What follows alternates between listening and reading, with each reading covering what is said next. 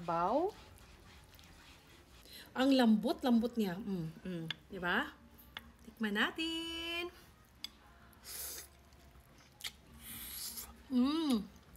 Sausawan.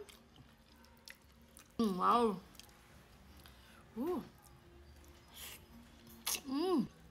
Yan, kanin tayo. Kain mga kayami. Sarap.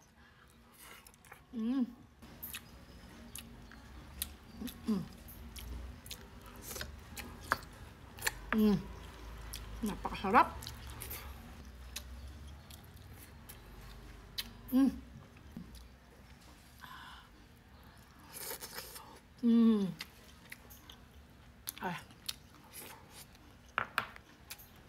Luto tayo ng paksiw na pata, Batangas style. Una, ilalatag lang natin yung ating pata dito sa ating pinakamalakas na kawali.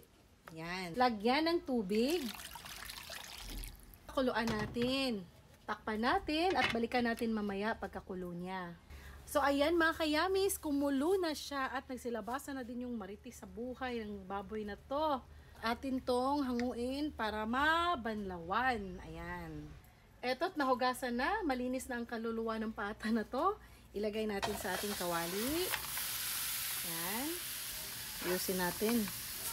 Bawang, pamintang buo, at dahon ng bayabas, ay dahon ng laurel. Maglagay na din tayo ng tubig sa batis. Wow. Takpan natin at pakuluan hanggang sa lumambot. Okay, so eto na't kumulo na siya. Pagkakulo, ilagay na natin tong sibuyas. Siyempre, dahil paksiw, hindi mawawala ang ating suka. Wala pa tayong nilagay yung pampaalat dyan, kaya maglagay tayo ng patis. So, depende na sa iyo yan kung ano yung preferred nyo na alat. Ngayon, takpan natin at pakuluan ulit. Hinaan natin yung apoy hanggang sa lumambot yung ating baboy. Okay, check natin. Ayan, kumulo na siya at nag-reduce na din yung sabaw niya. Sa puntong ito, mag-a-add lang tayo ng sintral o asukal na pula o brown. Yan, pampabalance ng lasa. Depende sa inyo yan kung gusto nyo maglagay. Lalagay na din ako ng bitsin sa Bisaya para mas lumasa pa siya. Yan. Tapos, papalaputin pa natin to. Although malambot na yung ating baboy, papalaputin pa natin yung sabaw niya. At ilalagay na din natin tong ating siling haba. Yan. Takpan muna natin hanggang sa lumapot yung ating sabaw.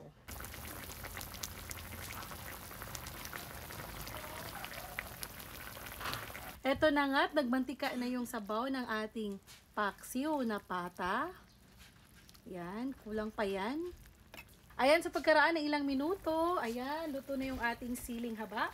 Ayan na siya.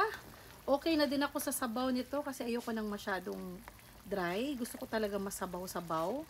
So, kayo, pwede nyo tong palaputin pa. Yan, hanggang sa mag-oily-oily something talaga siya. Pero okay na ako dito at gusto ko talaga yung sabaw niya. So, eto na. Eto na yung ating paksiw na pata. Ayan o, solve na ako dito. Kaya tara na, tikman na natin to. Ito o, wow. Oops. Baw.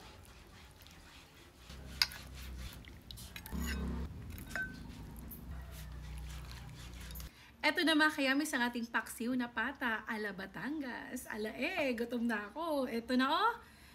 Tikman natin to. Ayan o, wow. Ang lambot-lambot niya. Diba? Tikman natin.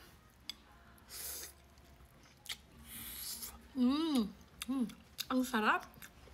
Sausaw natin sa ating sausawan. Wow.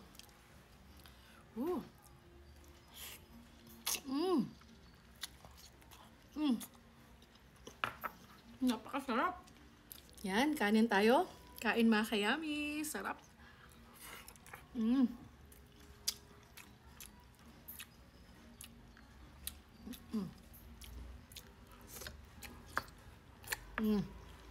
Napakasarap.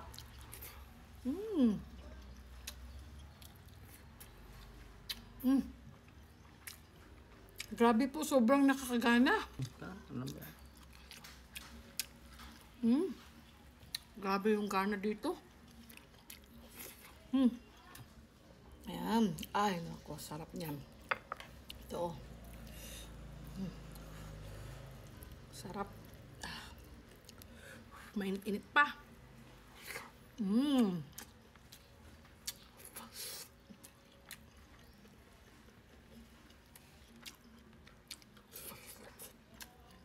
Napawisan ako sa sarap. Masarap talaga ito siya pag malambot.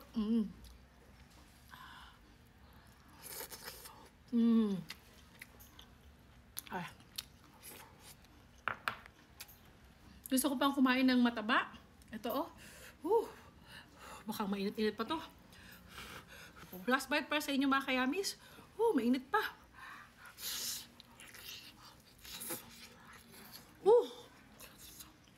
Ang init. Pero napakasarap po.